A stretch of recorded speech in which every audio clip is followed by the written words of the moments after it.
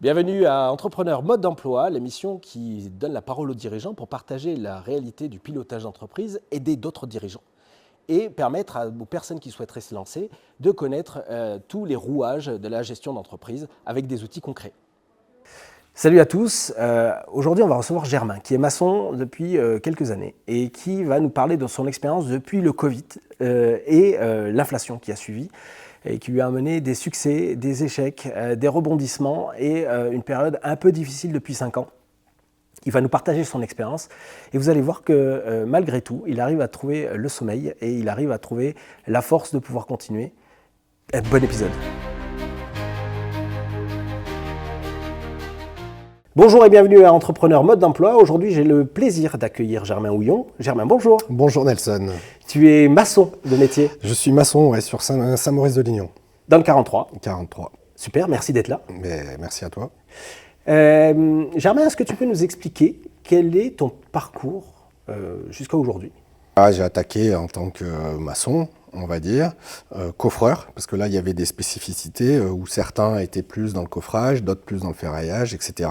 Il y avait des équipiers un peu qui avaient leur savoir dans certains domaines. Et comme c'était des gros groupes, chacun avait un peu sa place, quoi. Voilà, donc j'ai attaqué un petit peu là, comme moi, venant de CAP, et j'avais appris plusieurs choses. Donc du coup, je pouvais un peu me permettre de bouger. Puis c'était le but aussi de l'alternance, c'était d'aller voir un petit peu ce qui se passait au sein de ce groupe, les différentes étapes de confection, par exemple. Donc tu as terminé ton bac STI avec plusieurs échelons, plusieurs expériences. Qu'est-ce qui, du coup, t'a fait basculer vers le patronat ? Bien, en fait, c'est-à-dire que comme du coup, je ne pouvais pas gravir forcément ces échelons-là dans ces entreprises-là, et qu'il y avait encore l'entreprise familiale finalement avec mon père et mon oncle du côté de Saint-Maurice-de-Lignon, je me suis dit à un moment donné, ça s'est bloqué où j'ai fini chef d'équipe dans une entreprise avec trois équipiers et deux tâcherons, on va dire, sous-traitants. Je me suis dit, en fait, ce que je fais là, je pourrais très bien le ramener à Saint-Maurice-de-Lignon, retravailler avec mon oncle et mon père pendant un temps, et pourquoi pas, à un moment donné, peut-être reprendre l'entreprise telle qu'elle. Ça me permettait, moi, de moins courir, puisque les chantiers, c'était Saint-Étienne et Lyon. Et finalement, retrouver un petit peu de sérénité, de calme dans ma petite Haute-Loire natale. Voilà, là où j'ai pas mal d'amis, d'autres choses, quoi. De revenir un peu aux sources. Voilà. Et c'est ce que j'ai fait, du coup. Et tu as parlé de beaucoup de statuts, tâcheron, chef d'équipe, chef de chantier, maçon, coffreur, ferrailleur. C'est quoi tous ces métiers ? Est-ce que ça fait partie du métier de maçon ou c'est des choses qui sont complètement différentes et c'est des métiers à part ? Alors non, du coup, quand on est artisan, comme là, quand on revient, quand je reviens un peu aux sources, où c'est une petite entreprise, petite structure, on est un petit peu obligé de savoir tout faire, quoi. Le maçon, c'est vraiment, c'est vaste, il y a beaucoup de choses à faire. On peut bâtir de la pierre, on peut faire du ferraillage, on peut faire du coffrage. Et suivant la taille de la structure, en fait, on aura des postes, par exemple, pour certains, que ça sera que du ferraillage, parce qu'ils sont bons là-dedans et parce que et quand on est nombreux, il y a les ferrailleurs d'un côté, il y a les coffreurs de l'autre. Mais quand on est artisan, on doit savoir un peu tout faire, quoi. Donc du coup, c'est ce qui est intéressant aussi. Et c'est ce qui est bien, parce que de maîtriser la plupart des choses dans son domaine, c'est top, quoi. Moi, j'ai dans la tête le métier de maçon, c'est pour faire des maisons. Est-ce que c'est réellement que ça ? Alors, tout à l'heure, tu as parlé de gros œuvres, mais quand on est artisan, est-ce que c'est que faire des maisons ? Si je fais appel à un maçon, c'est que pour faire une maison ou c'est pour faire d'autres choses ? Non, c'est varié. Maintenant, on peut trouver aussi des maçons paysagistes. En fait, on va partir de la maison, c'est la base, on va dire. Mais il y a tout ce qui l'entoure. C'est-à-dire, on va faire des terrasses. On va faire de l'aménagement paysager pour habiller son jardin, son potager, ou restructurer l'extérieur de sa maison. Les piscines, aussi. On arrive encore à en faire quelques-unes. C'est tout un tas de choses. On peut allier la pierre, le bois. On est un petit peu tout ça, ouais. Donc on n'est pas obligé, un maçon, ça ne travaille pas forcément avec du ciment, par exemple. Alors, pas forcément que du ciment. On peut faire sans, des fois, en pierre sèche, ça peut arriver. C'est un peu plus délicat, mais c'est vrai qu'encore chez nous, on arrive à le faire. La chaux, encore, comme à l'ancienne, quoi, où on utilise quand même des produits de chaux pour bâtir nos pierres, pour que ça respire, etc.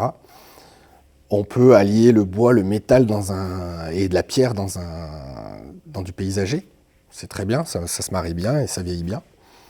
Oui, voilà, ouais, Donc tu vas travailler avec plusieurs matériaux. Oui. Est-ce qu'un maçon seul, ça suffit pour travailler un chantier? Ou est-ce qu'il faut forcément d'autres corps de métier? Alors tout dépend la taille du chantier et tout dépend le temps que va nous accorder le client. Est-ce qu'il est ouvert à que si son projet est d'une certaine amplitude, voilà, et qu'on se retrouve un peu seul, ben on va lui dire, ben voilà, on risque de prendre un peu plus de temps.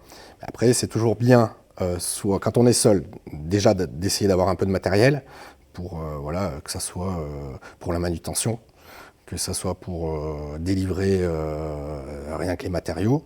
Mais quand c'est pour faire, bon, bah, des fois, voilà, la pierre, les choses comme ça, c'est toujours un peu fastidieux, lourd et un peu de pénibilité, on va dire.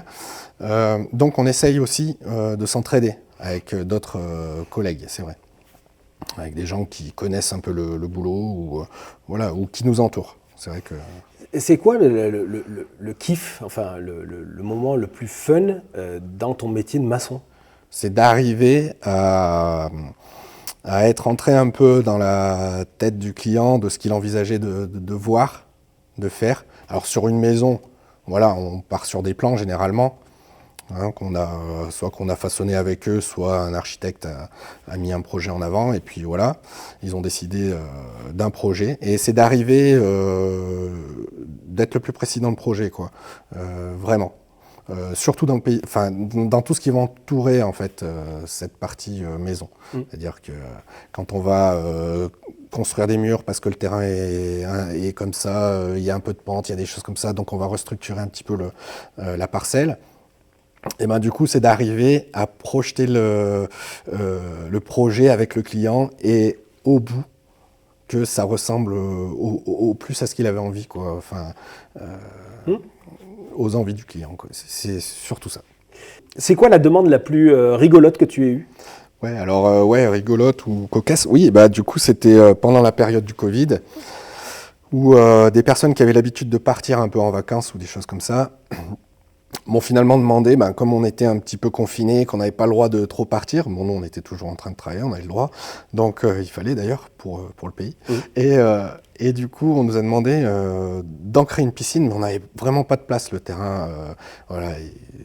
C'était pris, il fallait l'ancrer vraiment dans, je ne sais pas si ça va se voir, mais dans l'angle de la maison et superposer, en fait, à un étage. Il fallait créer en dessous toute la partie, on va dire pool house, gestion du matériel de la piscine et tout ça, et la surélever, mais un petit bassin, voilà, de, on va dire 10-12 mètres carrés, quoi. Ah oui. Pas plus, mais juste pour qu'ils aient la sensation de sortir. Ouais, voilà. De changer de cadre. Donc ça, j'avais trouvé ça sympa. Il ne s'est pas fait exactement à cet endroit-là. Il y a un autre projet à la place pour les mêmes clients. Mais ouais, c'était sympa. Après, il y en a d'autres. Mais Alors, depuis tout à l'heure, tu parles de piscine. C'est quoi la différence avec un pisciniste? Parce que j'imagine que tu ne fais pas le métier de pisciniste.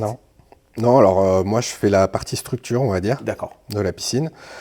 Du radier, c'est-à-dire de la dalle de fond de piscine, en béton armé, à l'élévation des blocs à bancher.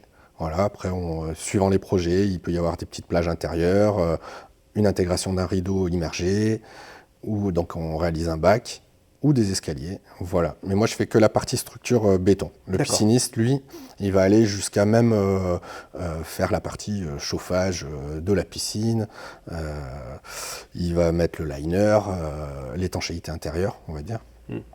Voilà, moi je fais toute la partie en fait extérieure ou bloc piscine, quoi. Voilà. Donc du coup, on va revenir sur ton parcours. Oui. Tu as réintégré l'entreprise familiale. Tu l'as intégrée en tant que salarié dans un premier temps. Ça a duré combien de temps? Eh bien, j'ai dû revenir du coup en 2006, si je ne m'abuse. Et ça a dû durer une dizaine d'années, puisque j'ai repris moi après en 2015-2016. D'accord, donc tu es resté 10 ans. 10 ans en tant que maçon, parce que là, il y avait des chefs en place. Il y avait, on va dire, mon oncle qui était lui responsable et gérant d'entreprise. Mon père qui avait une équipe, voilà, en tant que chef de chantier, chef d'équipe. Et puis moi qui suis arrivé à travailler à la fois un peu avec mon oncle et à la fois avec l'équipe de mon père de temps en temps. Voilà. C'est dur de travailler en famille? C'est pas facile. J'avoue que c'est pas facile parce que surtout que voilà, c'est des gens qui ont travaillé avant pour leur père, qui ont travaillé avec leur grand frère, parce que c'était les deux plus jeunes, on va dire, de la fratrie. Et du coup, ils ont appris d'une certaine façon. À l'époque, c'était regarde et fait, et tu vas voir, c'est comme ça que ça se passe. Ils ne maîtrisaient pas forcément d'expliquer les choses, forcément. Il fallait être très vite. Voilà. Il fallait regarder bien pour maîtriser. Mais c'était comme ça, enfin, je veux dire, voilà. Et j'imagine qu'avec ton expérience d'études, Oui. en fait, il y a dû avoir la confrontation études et apprentissage face à l'héritage, finalement. Oui, alors là, on se remet un petit peu à sa place. C'est-à-dire qu'à ce moment-là, ça existe un peu moins. Du coup, moi, j'avais moins tendance à mener quelque chose, donc je faisais parce que je savais faire. On avait tous des façons de faire et de voir les choses un peu différemment. À partir du moment où la finalité était bonne et était ce qu'on voulait dans le temps imparti, eh bien, c'était comme ça. C'est vrai qu'on reprenait sa place. Aujourd'hui, il y avait une hiérarchie, on va dire, un petit peu logique, et c'était comme ça. Par contre, il y avait des échanges, pour voir si quand même on partait bien dans les bonnes choses. Il y avait une réception forcément de l'échange, hein, ils n'étaient pas non plus braqués tout le temps. Mais quand certains points, c'était comme ça et pas autrement. Voilà, parce que le privilège de l'expérience, peut-être qu'ils savaient comment ça allait se passer. Oui, et puis que quand on prépare un peu les chantiers, c'était autrement que dans les grosses boîtes. La préparation était déjà prête dans la tête du gérant, comme aujourd'hui, quand moi je prépare mes chantiers, je sais exactement comment ça va se faire, et voilà. Il y a les points techniques, en réalité, on savait tous un peu faire, et donc on n'avait pas besoin de trop s'attarder ou s'attacher à gérer ces petits points. Il y avait vraiment, quand il y avait quelque chose de très très spécifique, où là on échangeait vraiment plus, mais sinon on n'avait pas forcément besoin de trop échanger sur ça. Ça marchait, ça roulait. Donc tu es resté 10 ans salarié dans l'entreprise familiale, et puis il y a eu ce déclic en 2016 où tu as repris la boîte. Qu'est-ce qui s'est passé dans ta tête? Ce qui s'est passé, c'est que j'ai mon oncle, avec qui on en avait parlé 2 ans, on va dire 2 ans avant, qui m'avait dit, tiens, du coup, peut-être qu'un jour, voilà, il faudra peut-être passer le relais. Bon, ses fils étaient partis, eux, dans un autre domaine, hein. J'étais un peu le dernier de la famille à partir de la maçonnerie. Et puis je m'étais dit, oui, ça sera une opportunité de continuer, de perdurer. Enfin, voilà, je sais faire ça, donc on va le faire. Le déclic, c'est, voilà, on en parle il y a 2 ans avant. Et puis on n'en parle plus, parce que bon, il n'a pas forcément encore le droit de s'arrêter. Et à un moment donné, il reçoit un papier comme quoi, ça y est, il va pouvoir enfin prendre sa retraite. Bien mérité, bien mérité. Et du coup, il me dit, voilà, dans 5-6 mois, si tu veux.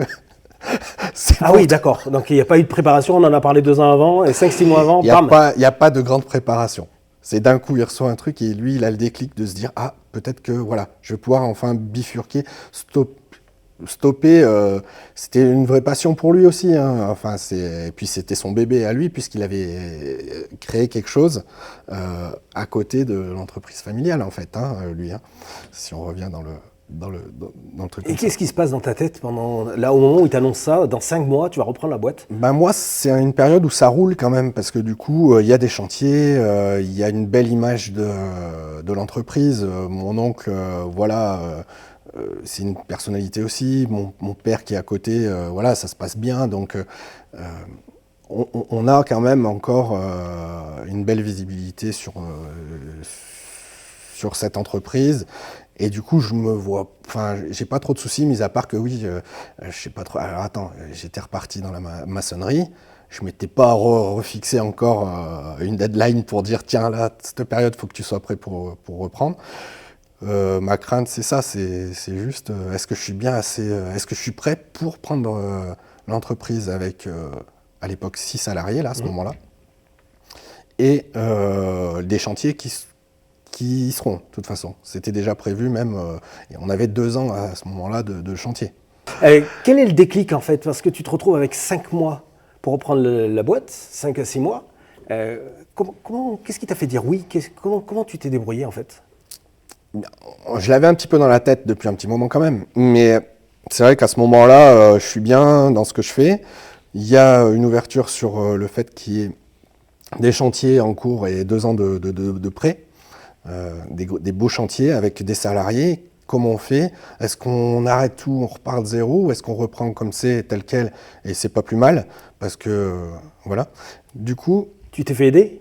eh bien, heureusement, il y avait la Chambre des métiers, et en partenariat avec la Fédération du bâtiment, la Fédération française du bâtiment, qui nous a permis, à moi et à ma femme à ce moment-là aussi, de faire la préparation à l'installation d'entrepreneurs sur une durée de 2 mois. 2 mois. Un petit peu accéléré. Ah oui, carrément. Parce que moi, de toute façon, à ce moment-là, j'avais plus le choix. La date que mon oncle avait enregistrée, lui, dans sa tête, et qu'on lui disait à cette période-là, c'est fini, moi, il fallait que je sois derrière. Parce que de toute façon, voilà, j'avais plus le choix. Alors c'est vrai que lui attendait d'un côté son courrier pour voir si c'était bon, et qu'il se libère aussi de tout ça, parce qu'il l'attendait en fait, en réalité, et qu'il savait que moi, j'étais prêt. Il m'a totalement accordé sa confiance en me disant, vas-y, ça va être à toi le bébé, quoi. Et pendant ces 2 mois, qu'est-ce que tu apprends?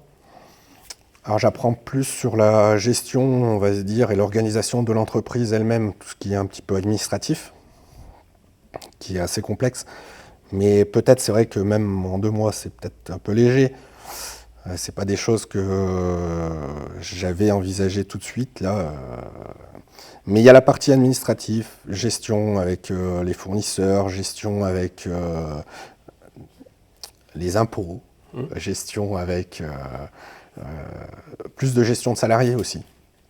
Un petit peu de ça. Donc c'est une formation un petit peu rapide sur comment être entrepreneur à notre échelle, quoi. Et le comptable t'a aidé aussi, certainement? Oui, alors comme moi je suis reparti avec pas mal quand même de l'entreprise existante, puisque c'était une reprise d'entreprise, mais c'était une reprise sous la création quand même. J'ai pas repris tous les problèmes de l'entreprise ou tout ce qu'il pouvait y avoir après à un moment donné. Mais je suis reparti avec le même comptable, je suis reparti avec les mêmes assurances, je suis reparti avec les mêmes banques. C'était en place. Sur le coup, ça m'évitait un petit peu de perdre du temps ou de prendre du temps là-dessus. C'était un lien normal. Après, je pouvais voir plus tard si je gardais pas, mais pour l'instant, c'était plus facile pour moi. Et moi, je me concentrais surtout sur la partie administrative et gestion d'une entreprise. Et comment ça se passe concrètement, la reprise? Tu as dû racheter l'entreprise à Alors, ton oncle? j'ai acheté l'entreprise. Alors, la proposition, c'est qu'on rachète l'entreprise telle qu'elle, c'est-à-dire avec le nombre de salariés qu'il y a.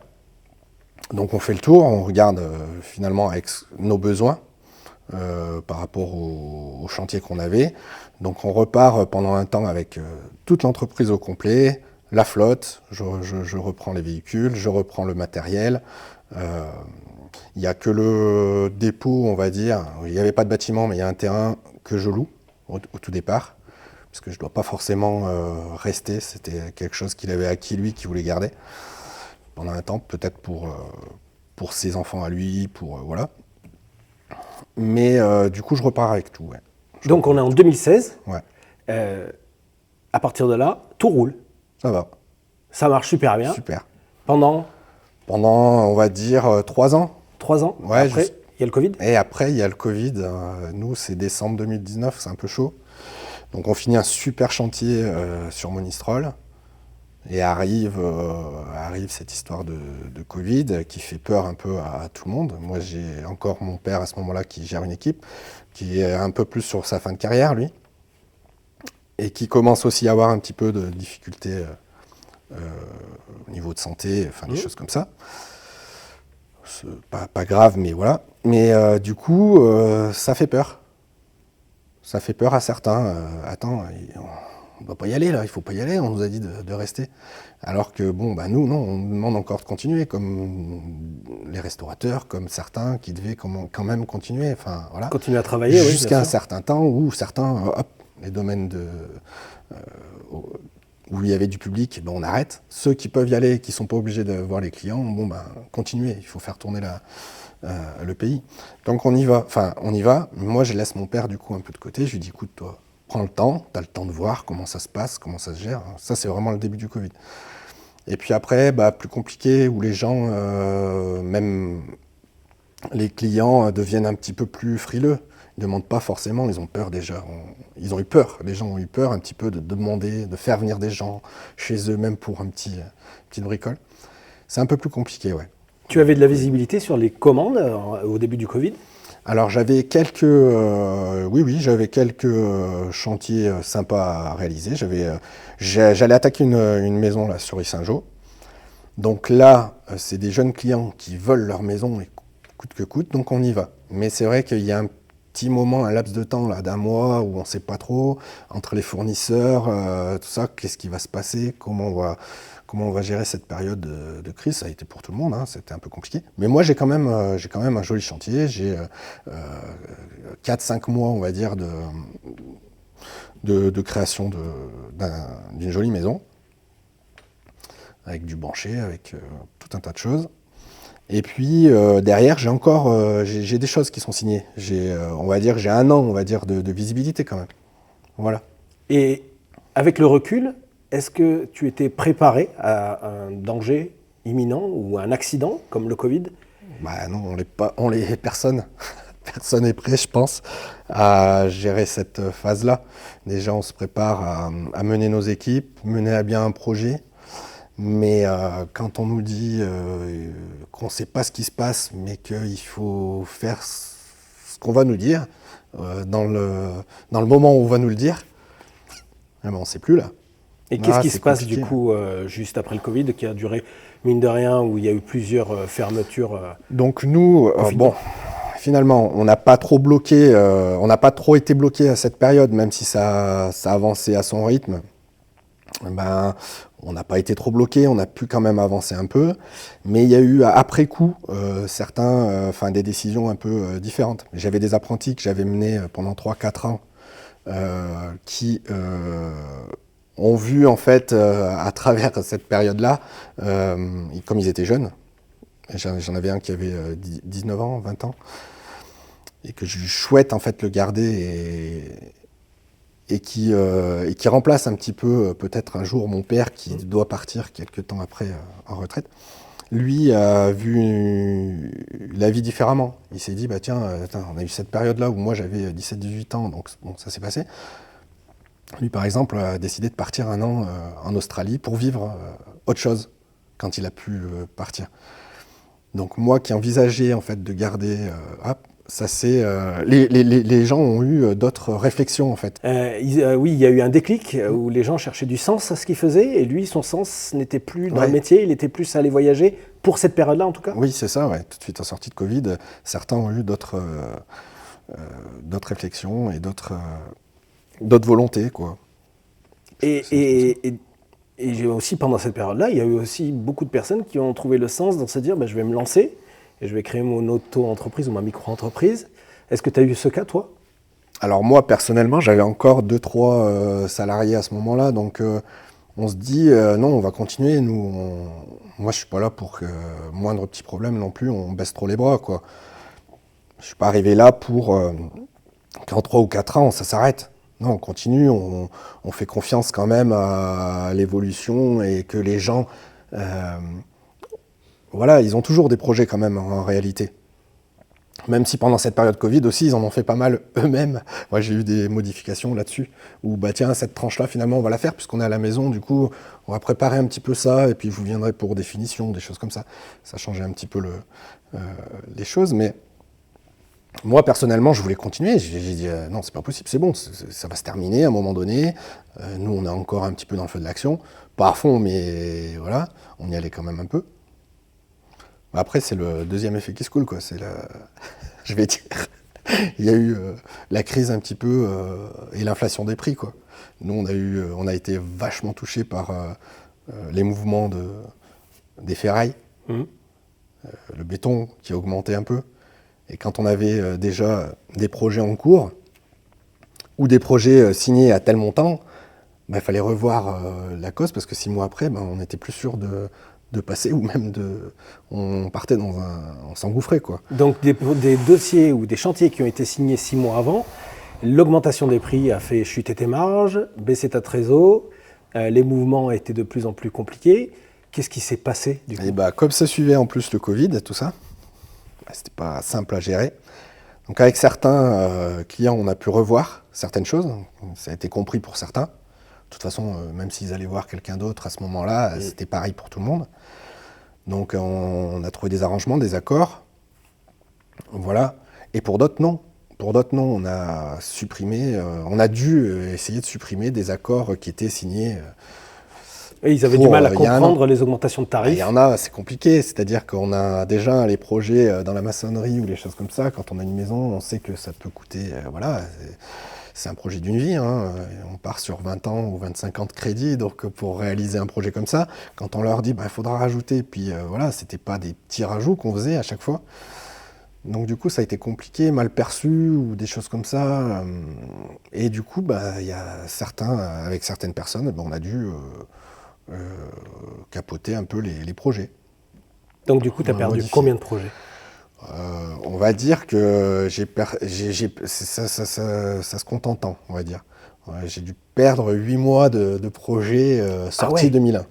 Ouais, sorti 2001, en fait. 2021 2021, pardon.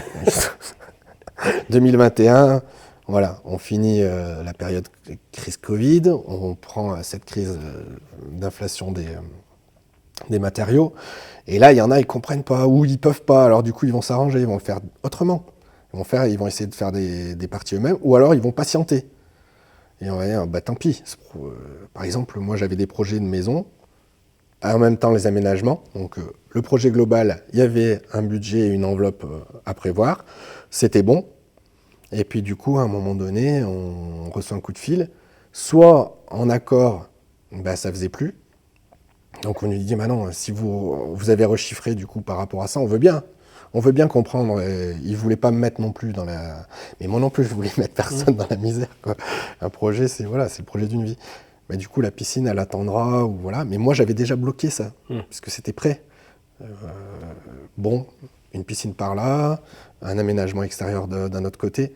Souvent des projets attenants à la maison, mais qui font partie aussi de mon entreprise et que je devais faire. Bien sûr. Et donc, du coup, comment tu gères cette perte de 8 mois de travail? Ça, c'est le plus compliqué. Ça, c'est le plus compliqué parce que sur cette période-là, après, ça courait moins. Il y avait moins de demandes, déjà. Beaucoup moins de demandes. Du coup, on ne sait pas comment on fait. Est-ce qu'on va tenir avec nos équipes et nos salariés? Il faut bien que ça continue, mais c'est plus compliqué au niveau... quand on n'a pas trop de visibilité et qu'on avait eu l'habitude pendant 3-4 ans, au tout début, voilà, c'est fluide et ça marche bien, là, ça devient un peu plus compliqué. Parce que ça, on ne le maîtrise pas. Et ça, c'est forcément, ça ne dépend pas que de notre gestion à nous. Donc, il va falloir trouver des solutions. Et est-ce que tu en as trouvé? Les premières solutions, c'est quoi? C'est déjà d'essayer de relancer des choses. Est-ce qu'il y a des choses qu'on peut faire? D'aller voir ailleurs. Là, pour une fois, j'ouvrais un peu la porte à des maîtres d'œuvre avec qui je faisais pas forcément.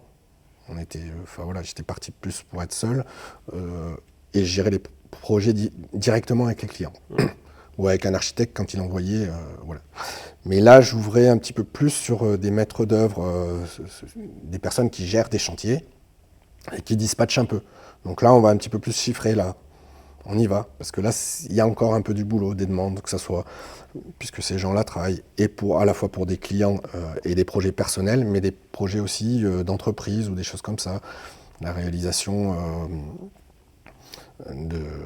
d'entrepôts ou de magasins. Et comment ça marche, du coup? Là, c'est L'avantage, c'est que j'avais quelques connaissances sorties d'école. Là, l'école, pour une fois, m'avait un peu aidé, où j'ai des anciens, on va dire, collègues d'école, qui eux ont créé des entreprises là-dedans, puisqu'on était tous un peu dans le même secteur d'activité à ce moment-là. On a gardé des contacts, voilà, et que certains ont monté des jolies structures comme ça de maîtrise d'œuvre, voilà.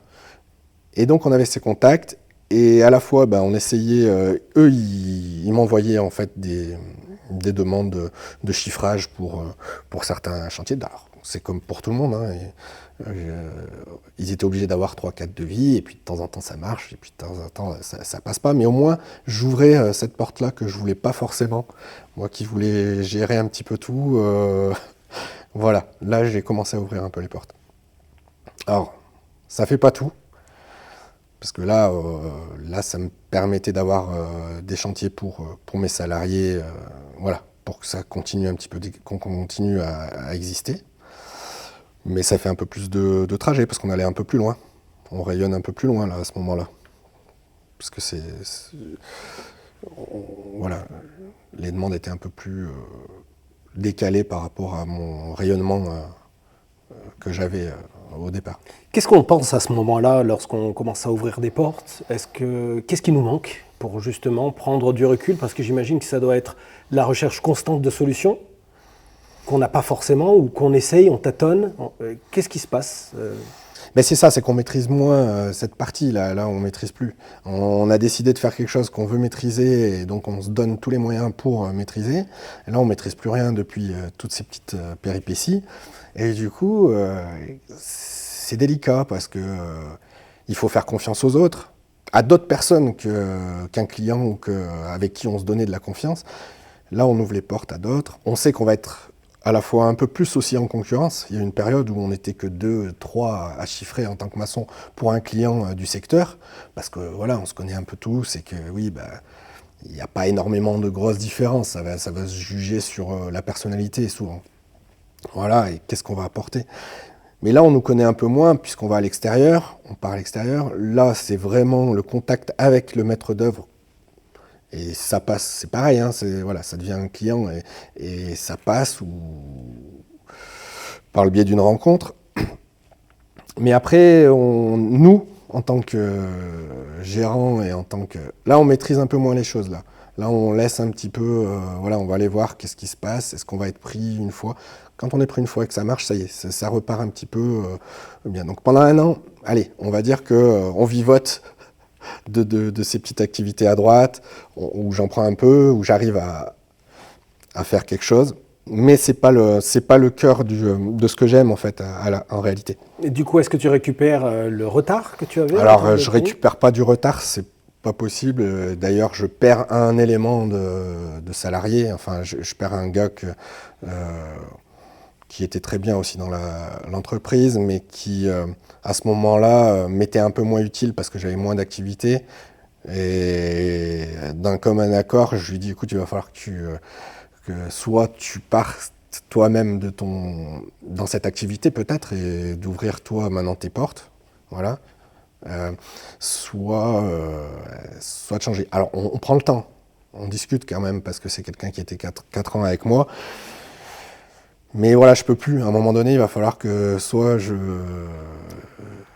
dégraisse. Est-ce que justement cette étape-là, cette phase-là, puisque tu passes de 6 à 5, ouais, à 5, est-ce que c'est déchirant? Est-ce que c'est obligatoire? Est-ce que c'est réfléchi, juste que réfléchi et que des chiffres en face? Ou est-ce que vraiment il y a une part de toi qui s'en va avec lui? Alors à ce moment-là, en réalité, donc j'ai eu mon apprenti qui est parti déjà, qui fait son tour du monde, Oui. voilà. J'en ai un autre aussi qui arrête. J'avais 2 apprentis à ce moment-là. On se retrouvait à 3, où j'avais 3 salariés. Au même moment, j'ai mon père qui est un peu malade, qui doit se soigner. Mais vraiment, tout s'enchaîne voilà, comme ça. Et cette période fait que j'ai vraiment moins de boulot. J'ai du boulot pour 3 personnes en réalité. Et je dois me séparer donc de ce 4e élément qui me restait, on va dire. Et du coup, oui, là, on maîtrise plus, là. Et on se dit, attends, c'était bien quand même au tout début. Ouais, ça se passait bien. Et là, maintenant... bah, c'est la crainte, quoi. On ne sait plus où on va, on ne sait plus ce qu'on fait, on ne maîtrise plus rien. On a l'impression que ça va s'écrouler, mais en même temps, ça continue un petit peu. Donc c'est vraiment des sensations un peu bizarres. Mais c'est pas celle qu'on aime. Je préfère être à la bourre, moi, des fois, et me faire engueuler, dire ah tiens, oh, t'es pas venu, là tu devais venir. Ah oui, mais je suis à la bourre parce qu'on m'a demandé un truc en plus là-bas. Et tant que j'y étais, ben, je vais pas rapatrier le matériel, donc je vais perdre un peu de temps, c'est vrai. Je vais venir, mais un peu plus tard. Excuse-moi. Je préférais ces moments-là où finalement on se sentait asphyxié, pas bien, parce qu'on veut toujours maîtriser aussi le temps. Alors qu'en fait, voilà, nous, quand tu es dehors et que bah, tu vois, tu as de la neige et tu perds un peu du temps. Là, moi, là, je maîtrisais plus rien. Je laissais couler un petit peu. Je disais, ça va passer dans cette histoire-là. Mais ça faisait un petit moment quand même que ça durait et je me rendais pas compte en réalité que bah, tout doucement, ouais. Aujourd'hui, tu en es où? Alors aujourd'hui, donc 2025, c'est ça, que je me trompe pas. Mais ça y est, on est passé. Donc il y a un an, en fait, bah, j'ai pas pu reprendre et repartir comme finalement 10 ans avant, quoi. Et du coup, mes deux derniers salariés, puisque à ce moment-là, mon père se soigne, revient, finit jusqu'à sa retraite, donc il lui restait 6 mois, et il a voulu finir avec moi. C'était voilà, il avait envie, quoi. C'était très bien. Il me reste 2 salariés en 2023 et je leur dis il reste plus qu'1 an en fait à travailler tous les 3 parce que ça va un peu moins bien, quoi. Et, ça repart pas forcément comme on veut. Et du coup, pareil avec eux, donc je leur dis on fait la dernière année 2023-2024 et moi je décide de garder quand même garder mon entreprise et de partir jusqu'au bout tout seul. D'accord, donc plus personne avec toi. Plus personne avec moi en tant que salarié. Voilà. Et par contre, des projets, même des gros projets, en fait, je les prends. Et je me dis, bah là, je vais faire de la maîtrise d'œuvre, moi, finalement, puisque je sais gérer un chantier en réalité. Donc, de A à Z, du réseau, du terrassement, à la finition goudron, des terrasses désactivées. Et là, je me fais, en fait, je prends des sous-traitants, finalement, à ce moment-là. Je vais voir des entreprises qui sont plus grosses, qui ont déjà des jolies équipes en place, que ce soit des maçons, que ce soit des terrassiers. Et on fait 1 ou 2 projets comme ça, sympa. Moi, je me garde un petit peu d'activité, de la pierre, juste du plaisir, de la pierre, des lauses, un peu de préparation de pavés, des marches en bois, des choses comme ça. Enfin, voilà. Des petites choses simples qui m'occupent aussi la tête, l'esprit. Mais sur les gros chantiers, je me dis, en fait, on va voir si je suis capable aussi de faire autre chose. Parce que moi, à un moment donné, il va falloir que je prenne une direction. Est-ce que je continue comme ça, que je fais le dos rond, que j'attends que tout se passe et que peut-être que je reparte, on ne sait jamais, peut-être dans 6 mois, on ne sait pas, ça se trouve ça va repartir. Ou alors que moi, bah, je continue dans ce domaine et qu'un jour, je tape à la porte de quelqu'un, quand j'aurai avalé tout ce que je dois avaler là, que je me remette un petit peu en condition et que j'aille toquer aux portes pour reprendre peut-être une activité salariée, quoi. Et c'est vrai que c'est pas facile, mais peut-être j'y pense en tout cas. D'accord, donc du coup, ça fait 5 ans en fait que tu as une descente légère, douce, mais une descente quand même. Une descente quand même. Où en fait tu cherches des solutions, tu te diversifies, tu essaies de revenir à tes premières amours, tu essaies de trouver des solutions. Malgré tout, il y a des choses qui t'empêchent d'avancer parce que tu le dis toi-même, il faut peut-être que tu avales certaines couleuvres. Quelles sont les questions qui te passent par la tête à ce moment-là, aujourd'hui? À part, tu parles de repartir en salariat, mais quelles sont les questions? Est-ce que c'est la faute des autres? Est-ce que c'est un contexte? Non, il y a de tout. Il y a de tout. On n'est pas forcément tout le temps préparé à passer ces caps-là. On n'a pas tous le même caractère pour gérer des choses. Moi, je suis quelqu'un peut-être, ouais, ça va bien se passer quand même. Donc, je me pose pas forcément trop les mauvaises questions, en fait. Et je réponds pas aux mauvaises questions, peut-être. Surtout. Je les évite pas non plus. Elles arrivent, elles sont là. Mais moi, j'avance. Parce qu'il faut avancer. Mais j'ai pas forcément répondu peut-être à certaines questions réelles de contraintes. Je me suis pas penché sur le truc comme il faut peut-être. Et à dire, ben voilà, est-ce que j'aurais fait mieux? Est-ce que j'aurais fait différemment? J'ai avancé avec ces petites contraintes, avec ce que j'avais, avec voilà, je suis pas allé peut-être piocher plus parce que mon caractère fait que voilà, c'est comme ça. Et tu n'avais peut-être pas aussi ni la compétence ni le regard extérieur. Et il y avait ça, c'est qu'on gardait beaucoup pour soi, on croit qu'on a sa façon de faire, c'est toujours la bonne. Mais non, il y a des moments, bah oui, peut-être que j'ai raté quelque chose à un moment. Mais en même temps, je vais pas non plus me remettre en question à chaque fois. J'ai fait plein de choses et tout ça. Voilà. Et puis, il y a le contexte. Il y a le contexte. C'est pas facile. Voilà. Certains ont réussi à bifurquer, à trouver d'autres solutions pendant cette période, à faire d'autres choses, ou à s'émanciper. Certains ont réussi à s'émanciper. Ben moi, ça n'a pas été le cas. C'est comme ça. Après, j'ai d'autres, heureusement, ressources qui ont fait que j'ai pu tenir moralement aussi, parce qu'il ne faut pas s'effondrer. Hein, le but, c'est pas là. Hein, c'est qu'on sait faire quelque chose. Moi, j'ai un truc dans les mains, je le sais. Voilà. J'aime ce que je fais, je suis un passionné. J'adore la relation client. J'essaye d'aller au meilleur du projet. Ça n'arrive pas forcément tout le temps. Il y a toujours des petites contraintes qui font que. Voilà. Mais écoute, on continue et puis on verra bien. Avec le recul, qu'est-ce que tu aurais pu avoir, qu'est-ce qui t'aurait aidé pendant ces 5 ans à justement mieux vivre cette période que tu vis aujourd'hui? Peut-être avoir été plus formé dans... Ouais, j'ai été formé dans un moule où tout se passait bien. À peu près. En fait, on nous montrait pas non plus ce qui se passait pas bien. On n'en parlait pas trop. Chacun le gardait. Ils étaient peut-être assez costauds, les gens, pour se le garder. Tu vois, je pense à mon oncle. J'ai pas forcément eu d'échange sur les problématiques réelles, financières ou autres. Et ça, en fait, c'est quelque chose qui est dommage de ne pas avoir de gens plus, un peu comme toi d'ailleurs, qui vont piocher un petit peu dans ces... pour justement peut-être arriver à trouver des solutions. Parce qu'on voilà, on a beau croire que voilà, c'est pas forcément, on n'a pas la méthode. On n'a pas la science infuse. On n'a pas la science infuse pour tout. Aujourd'hui, tu es dans une posture où tu espères pouvoir continuer à vivre de ton activité, mais tu es aussi dans l'idée de te dire tu vas vers du salariat. Bah, je suis partagé, c'est-à-dire que quand on commence à entreprendre soi-même, on a envie, franchement, moi quand j'ai attaqué à 30 ans, t'es jeune, tu dis allez, en plus, on reprend, c'est pas pareil. Enfin, c'est une autre pression même. On peut avoir la pression quand on entreprend, quand on crée, mais là, on part sur des bases quand même, donc du coup, on n'a pas envie que ça s'effondre, on fait coûte que coûte, on va au bout. Et le bout, c'est quoi? Quand on voit que je suis obligé finalement à un moment donné, parce que ça fait pas de continuer tout seul, dans ce domaine-là, à un moment donné, là ça fait 1 an, tu vois, donc je suis tout seul. Ouais, alors physiquement, il y a eu un pépin au mois de mai, donc qu'est-ce qu'on fait? Est-ce qu'on prend le risque de continuer et de se faire mal et de s'arracher jusqu'au bout? Ou est-ce que on peut aussi peut-être réfléchir? Moi, ça fait 1 an que j'y réfléchis, en même temps que je continue. Est-ce que moi, je peux pas apporter quelques solutions à d'autres, finalement? J'espère, en tout cas. C'est pas parce que moi, j'ai pas trouvé toutes les bonnes solutions pour moi que j'en trouverai pas pour certains.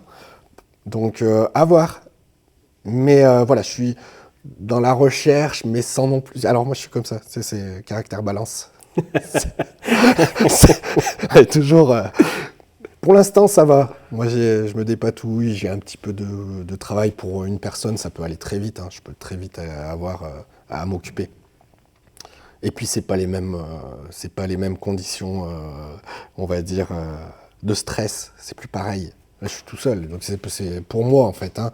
Donc, je vais me lever et je sais que j'y vais pour moi. Mais bon, je pourrais avoir la facilité de dire, voilà, finalement, ça y est, j'ai fait ce que j'ai pu. Et maintenant, je vais aller travailler pour quelqu'un. J'aurai une stabilité mensuelle. Tous les mois, ça tombera. Et aujourd'hui, si tu veux partir en salariat, est-ce que c'est quelque chose où tu resterais, ou tu sais qu'au fond de toi, ce serait un rebond pour reconstruire quelque chose derrière? Non, après, là, cette fois, si vraiment je me reconcentre et que je repars sur le salariat, pardon, je peux y arriver, je ne connais pas trop ce mot, moi. Je l'avais oublié. Et du coup, non, je pense que là, je repartirai fidèle à une expérience et voilà, je ferai tout pour que ça se passe bien avec. De toute façon, je vais le voir tout de suite au feeling d'entrée en fait avec les personnes. Si ça doit le faire, j'irai au bout. Je vais pas non, je suis pas non plus une girouette. Je mets du temps hein, à prendre des bonnes décisions ou à prendre les décisions. Mais une fois que j'y suis, je veux aller au bout. Je veux aller au bout, coûte que coûte. Et si j'y vais, voilà, j'y reste. Les autres, dans ton corps de métier, ils ont vécu les mêmes choses? Ou est-ce que tu... Enfin, Après, dans certains domaines, dans le bâtiment, on cache un petit peu. On ne dit pas tout. On n'est pas trop ouvert à l'échange. Voilà. On fait mine. Ouais, ça peut aller mal, on s'en rend pas bien compte, en fait. On va dire, ouais, on se plaint un peu, mais on ne sait pas exactement. On en parle un petit peu mieux qu'avant, quand même. Comme je disais, hein, moi, les difficultés de mon oncle, il devait très bien en avoir, même s'il n'y a pas eu le Covid ou des choses comme ça. C'était peut-être autre chose, mais il n'en parlait pas trop. C'était quelque chose qu'on ne parlait pas ni en famille, ni avec... il ne faut pas oublier qu'à ce moment-là, oui, j'étais ouvrier aussi. Donc peut-être qu'il cachait un petit peu ses problèmes aussi. Aujourd'hui, on en parle un peu plus parce qu'on est un peu plus ouvert. On a tous eu en même temps les mêmes crises, quoi. Donc on en parle un peu autour d'un café ou par le biais d'assos, de regroupement d'entreprises ou des choses comme ça. Mais quand même, je pense qu'on ne dit pas tout. tu fais partie d'un club d'entrepreneurs? Oui, Alti Reco. Du coup, qui regroupe le plein de métiers. Oui. Tu as remarqué les mêmes problèmes que les tiens? Alors oui. En plus, bon, ça c'est quelque chose que moi, par exemple, dans mon secteur d'activité, on rechigne un peu à aller voir à côté les gens qu'on connaît pas en plus, tu vois. Je pensais pas qu'on pouvait en fait finalement s'aider un peu quand même, parce que ça apporte et du soutien moral et du soutien technique, parce qu'on apprend des choses et des autres. Mais c'est vrai qu'on a une période, si on se regroupe aussi, c'est qu'on a un besoin tous. Donc du coup, on a bien eu quelques problématiques ensemble à un moment donné, pas forcément les mêmes, mais à un moment donné. Et ces regroupements-là font qu'on va essayer de se tirer, on essaye de se tirer vers le haut et de s'entraider, quoi, pour trouver des solutions à certains de nos problèmes. Et comme il y a plusieurs terrains d'activité où voilà, on peut échanger sur des problématiques différentes, mais trouver des solutions l'un par rapport à l'autre ou l'un pour l'autre, quoi. Voilà. Si quelqu'un devait se lancer dans le métier de la maçonnerie, qu'est-ce qu'il faudrait? Il faut avoir un bon mental. Peu importe si tu veux te lancer, en fait. Si tu veux te lancer, il faut avoir un peu de caractère, quand même, avoir une tête bien posée sur les épaules, quoi. Parce que c'est pas... c'est génial, mais c'est pas du bien tout le temps. On se fait beaucoup de mal, personnellement, en réalité. Franchement, il faut se lancer. C'est les montagnes russes. Ouais, alors, peut-être pas pour tout le monde, mais moi, comme je l'ai vécu, je pensais pas à tout. On pense pas aux problématiques au départ. En fait, il faut être prêt un petit peu quand même. Faut le savoir. C'est pas facile tous les jours. C'est pas rose tout le temps. Après, tout dépend comment on le vit. Moi, je l'ai vécu quand même en famille, et un peu avec mon oncle et mon père. Mais j'ai amené ma femme, mes enfants dans le projet, quoi. Aussi, hein, et du coup, il faut avoir la tête sur les épaules, être costaud mentalement et se dire qu'il y a un moment donné, ça peut arriver, il peut y avoir des difficultés, et ça, il faut pas se dire, il faut pas qu'elle nous ronge.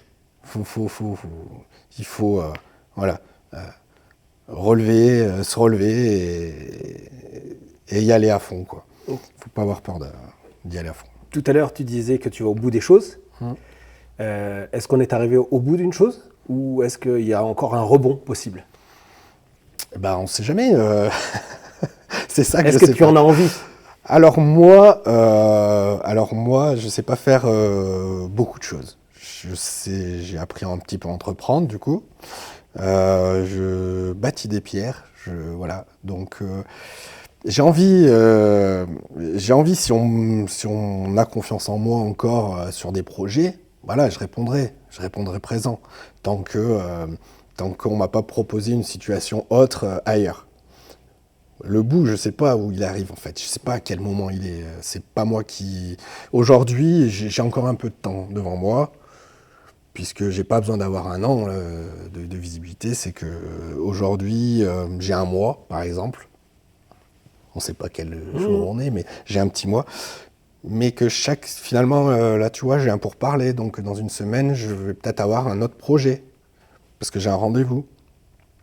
Mais en même temps, je suis dans la période où j'ai des rendez-vous aussi pour peut-être apporter mon savoir-faire dans une autre entreprise. Alors, j'en suis encore un peu là, moi. Si demain, je t'amenais 8 mois de travail, rien que pour toi, tu y retournerais les yeux fermés? Eh ben, je m'organiserai pour le faire, ouais.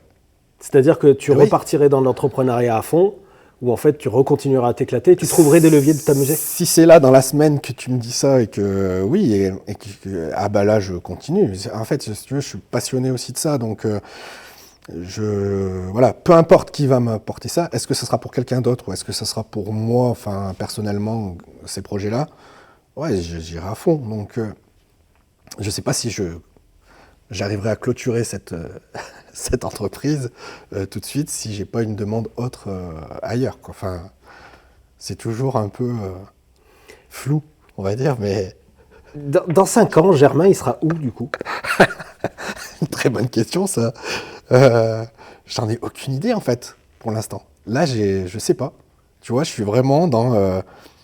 si j'ai des projets qui s'avançaient, tu vois, là, je vais aller faire des devis là, sur un petit projet, parce que, voilà. Et si on m'appelle pour... voilà, je suis là, que ce soit un client ou potentiel, mais je serai là si c'est une entreprise qui m'appelle. J'en ai aucune idée. Et ça se trouve, je serai peut-être, je sais pas, dans 5 ans, dans un festival en train de jouer de la batterie, j'en sais rien. Je serai peut-être intermittent du spectacle. Mais dans tous les cas, ça sera bien, c'est ça? Mais en tout cas, oui, moi maintenant, ça y est, je pose un peu mes contraintes. C'est bon. En fait, j'ai eu des moments de crise. Du coup, par rapport à ces crises, on a eu des moments. Enfin, j'ai eu des moments un petit peu plus chaotiques, à se poser beaucoup de questions. J'ai répondu aux miennes, en tout cas. Voilà. Après, pour le travail, j'ai aucun doute que moi, je sais faire certaines choses et je le ferai. Peu importe où et peu importe pour qui, voilà. Mais je ferai. Je vais pas. C'est très important ce que tu dis. Du coup, ton entreprise, c'est pas ton enfant. C'est une entreprise. Quand même. Ah. Oui, quand même. Oui, alors j'ai compris qu'on peut avoir plusieurs enfants aussi. Mais enfin, normalement, on n'abandonne pas son enfant. On va au bout, voilà. C'est pour ça que je ne sais pas encore s'il est arrivé à terme et au bout ce projet. Mais elle est dans un coin de la tête quand même. Hein. Moi, j'abandonnerai jamais personne. Enfin, j'ai jamais voulu abandonner quoi que ce soit. C'est vrai que la vie a fait que. Mais peut-être que je pourrais me détacher. Mais je l'aurais eu dans un coin de la tête. Il serait peut-être arrivé à terme. Et puis c'est un autre projet. Ça serait un échec? Alors, j'ai eu une période où j'ai cru vraiment que c'était un échec. J'y ai vraiment cru. J'ai mis du temps. Quand je me suis retrouvé tout seul et que j'ai dit, c'est mon dernier atout, quoi. Je fais tout seul, on verra bien. En fait, du coup, c'était peut-être un échec. Mais en fait, ça m'a tourné vers d'autres choses. J'ai ouvert un petit peu la porte à des collègues. J'aurais pas soupçonné, quoi, de travailler avec d'autres maçons, de travailler avec d'autres gars du bâtiment. Voilà. Donc ça t'a ouvert d'autres portes. En fait, finalement, ça a été un mal pour un bien, parce que ça m'ouvre d'autres possibilités, en réalité. Voilà. Mais j'ai plus la contrainte de... j'ai que moi, en fait, si tu veux, maintenant, à m'occuper. J'ai plus...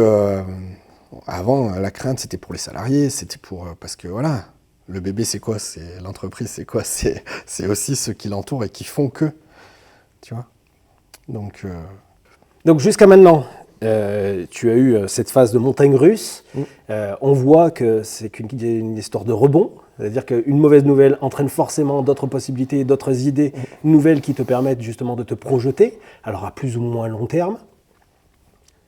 Demain, la semaine prochaine, on te propose un poste, tu y vas et tu amènes toute ta compétence, tu sous-traites, tu vas faire quoi? Non, j'aimerais me poser quand même aussi, un peu, en réalité.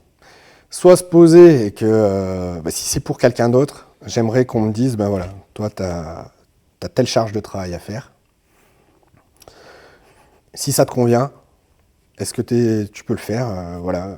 Et je dirais oui, parce que j'ai besoin aussi un peu de pause, parce que voilà, les montagnes russes c'est bien, mais au bout d'un moment c'est usant. Moi ça a été usant pendant une période, donc j'aimerais bien savoir ce que c'est d'être aussi posé, la tête dans les projets, et d'amener à bien, voilà. Mais bon, est-ce que ça existe? Ça, j'en sais rien. Mais si je le fais pour quelqu'un, je sais que je serai un petit peu mieux posé quand même. Très bien. Est-ce que tu as des choses à rajouter? Non, pas grand-chose. Tu as dit tout ce que tu avais à dire. Je pense que j'ai beaucoup parlé, non? C'était très intéressant en tout cas. Ouais, j'en sais rien. Est-ce que tu en tires du positif de toute cette expérience? J'espère que ça ne va pas démotiver les gens qui veulent entreprendre surtout, hein. Moi, j'y crois. J'y ai cru, en tout cas. J'y croirais dans un autre contexte, ou peut-être une autre, si j'avais d'autres savoir-faire, je sais pas. Peut-être dans ce domaine, voilà, moi j'ai passé ce que j'avais à faire, et puis pour moi en tout cas, voilà, peut-être, comme on a dit, et peut-être dans 5 ans, au contraire, on se reverra peut-être dans 5 ans. Ou peut-être avant, même. Ou peut-être avant. Mais du coup, il faut pas faire peur, mais il faut qu'on comprenne bien que on va pas être aidé tout le temps non plus. Voilà. On a une mission quand on est, on travaille pour un ensemble. On travaille pas que pour soi en réalité. Hein, on a tous, on aura tous des petites problématiques. On va tous passer par là quand on veut entreprendre. Mais il faut pas avoir peur, il faut tenter le coup. Et en même temps, voilà, il n'y a pas de mauvais ou de bons échecs, c'est pas des échecs, il faut relativiser. On le fait parce qu'on est peut-être passionné, on le fait peut-être parce qu'on a une histoire derrière, on le fait par conviction, je sais pas, parce qu'on sait faire que ça peut-être, ou qu'on a peur de voir d'autres choses, et parce qu'on a envie, et allons-y. Si on t'avait expliqué tout ce que tu as vécu au moment où tu as repris, tu y serais allé?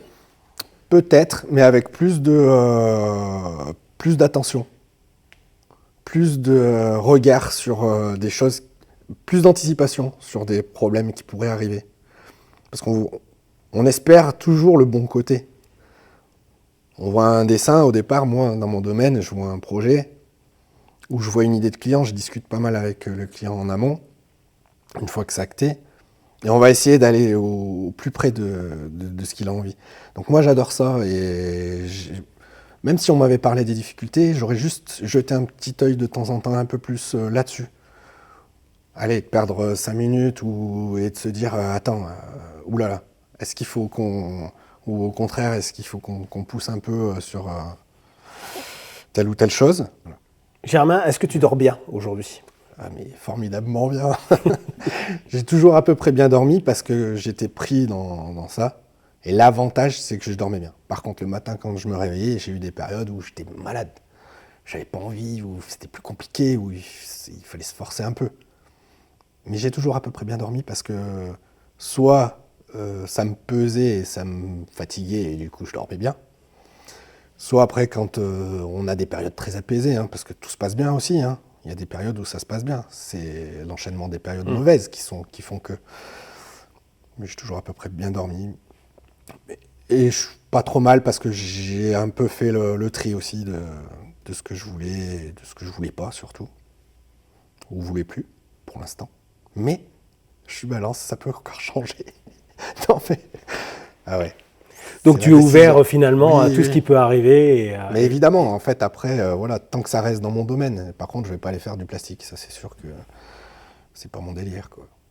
C'est très positif. Merci en tout cas pour cet échange. Vraiment, ça montre aussi tout le parcours qui peut être chaotique avec des sources de lumière sur lesquelles on va se raccrocher.